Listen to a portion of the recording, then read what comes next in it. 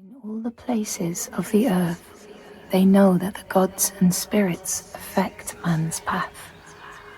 All the misfortune that befalls man lies at their feet. If you have eyes to see, you see their presence and their power. Keep your eyes open, traveler, and you might see their faces.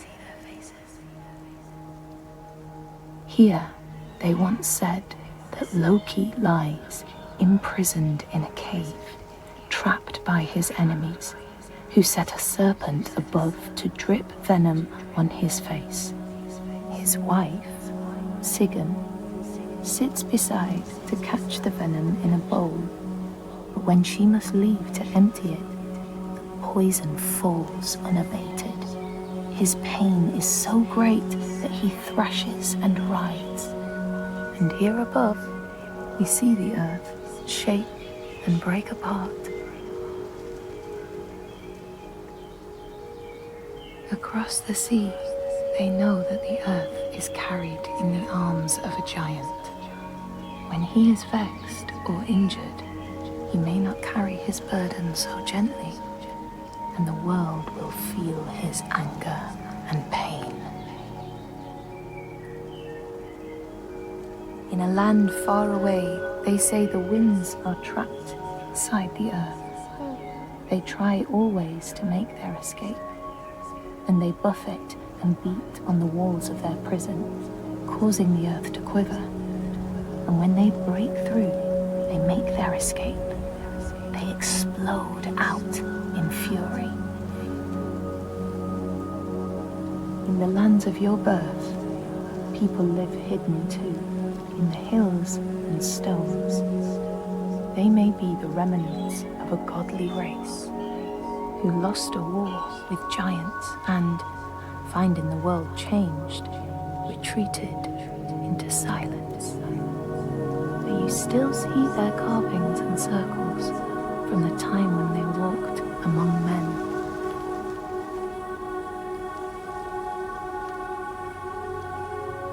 Here, they know that if times are harsh, you may ask of the hidden folk to share their bounty. And if you are strong and wise and good, they may hear your plea and send you aid. But if you are not, or if you do not respect the strictures they lay down, you might have your strife doubled.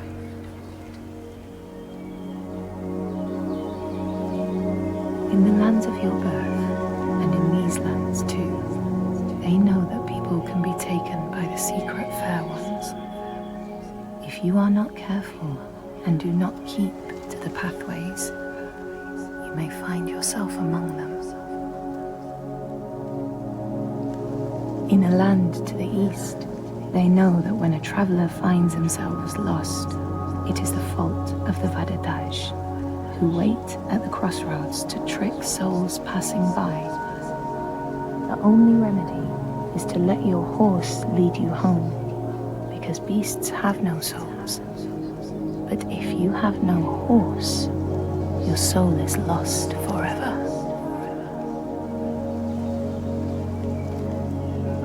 In this place, they know that sometimes the hidden folk will take their children and leave another in their place. These children may look the same as their own, but will be dazed and far away, or ill-tempered. And you know then you have a changeling in your house. In this land, when people cannot raise their children, they will leave them in a sacred place for the hidden folk to take and care for. Sometimes these children come back, but it is said that they are changed, with a wildness in their eyes, and their parents do not want them. These people know that children who have died uncared for can return as Útburður, small ghosts clad in fluttering rags. When there are storms, they may cry as they did when they were human, and will look for their mothers until they find them, and never leave them again. In this land, you may catch sight of the Landesir, the spirits who embody the sacred places, the rivers and rocks. Do you see the Lady of the Mountain, the Fjall Konan, who bathes in the waterfall and lets the drops fall on her shoulders? In the heart of the Northlands, they know the storms are born of the Oshkuredi, the hunt of Odin. The huntsmen ride horses with eyes of fire. Their weapons clash like thunder, and it is best to hide inside, lest your spirit be called to join them. In your lands, traveler, they know that the Kailif, the hag of winter, is the one who hurls sleet and snow upon the land. She lives in a sea rock and rules the waves of the roiling winter ocean with her blackthorn staff. She strikes the ground to destroy the shoots of growing green, so the winter will lie long and low on the land.